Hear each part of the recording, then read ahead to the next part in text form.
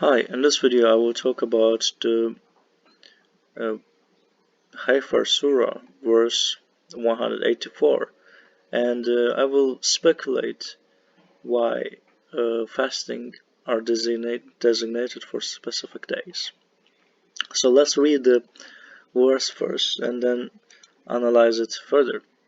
And according to social psychology, specific days are designed for fasting. If one is ill traveling, an equal number of other days may be substituted.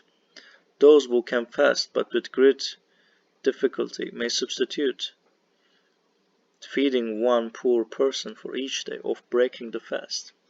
If one volunteers, it is better, but fasting is the best for you, if you only knew.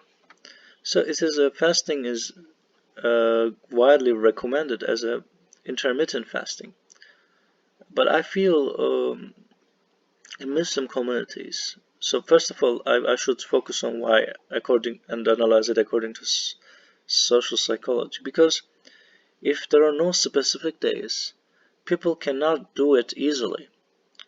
Because so once you feel like everyone is, so in your community other people do it, and it motivates you to do fasting.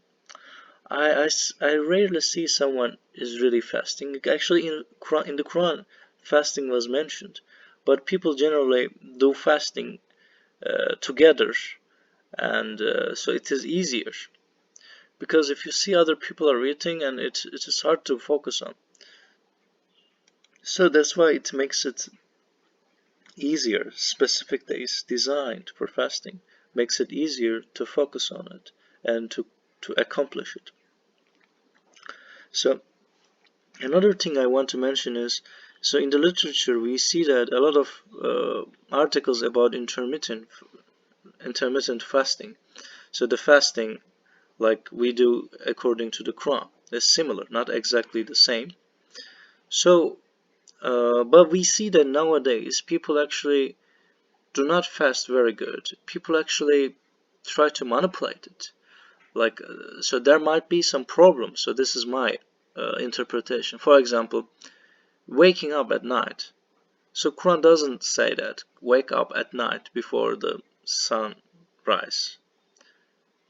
There is no such thing. And there is a night praying, but there's no such thing like eat at night. First of all, according to Quran. And second of all, you cannot just spend all time at bed. It doesn't say there's no such thing. And you cannot be lazy once you're fasting. And God doesn't say that you can be lazy, and like it's not like a such holiday. Like some people make it like this. Okay, it's okay also, but it will reduce the impact of fasting, I guess. You should do this. Yeah, you can slow down, but you should keep working, and you should keep helping other people. And that's why helping other people is also important. Let's assume you have a job and you're supposed to help people.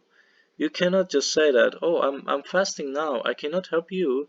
Then it will be a sin, right? So just to gain some, so there are medical advantages of it. The medically good for your body. It's good. It's a positive thing for your body. But if you do this, then it means you're not helping people. It's like it's like making it some sort of unusual thing, and it will make people think that, oh, people who fast actually they're not that good. They're just focusing on fasting, and it's like some sort of a weird ritual. If you're not living, is so weird ritual. And also, you cannot mad at people. You cannot saying that I'm fasting, I cannot do this. So it's not a good practice. It's like a and then so and the fasting is actually mentioned very shortly in the Baqarah surah, Heifer surah. Another thing about the fasting is that, and in the same surah we see that a lot of people are asking questions about how to do fasting, right? It's like a crazy. It's like they don't focus on the real principles of the religion, and actually it is very simple, but they keep asking questions. and it makes me remember the heifer mentioned this. So it reminds me this story. It's very interesting. So about fasting, people keep asking weird questions too, unnecessary questions too. So it reminds me of this story and mentioned in the same surah. It's like seeing the future that people will ask a lot of questions about fasting. And in fact, fasting was mentioned very briefly in the heifer surah. God commands you to sacrifice a heifer. They said, "Are you mocking us?" He said, "God forbid that I should behave like the ignorant ones." They said, "Call upon your Lord to show us which one." He said, "He says that she is a heifer that neither too old nor too young, of an intermediate age. No, carry out what you are commanded to do." They said, "Call upon your Lord to show us her color." He said, "He says that she is a yellow heifer, bright colored, pleases the beholders."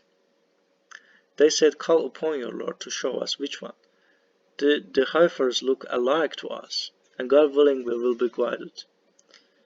He says that she is a heifer that was never humiliated in plowing the land or watering the crops, free from any blemish. They said, "Now you have brought the truth." They finally sacrificed her after this lengthy reluctance. "You had killed a soul and disputed among yourself." So, so they will almost uh, not do this, but they eventually sacrifice it. So they keep asking. So it teaches us. I think it's only in the Heifer Surah. It teaches us that these questions are actually not very related. And also there are other things we see that in this Quran. And then, so first of all, yellow is a color that is attractive psychologically, bright color. Yellow, however, pleases the beholders. It really pleases the beholders because of the color. And this is one psychological and scientific fact. So another scientific fact is that maybe that was never humiliated in plowing the land or watering the crops, free from any blemish.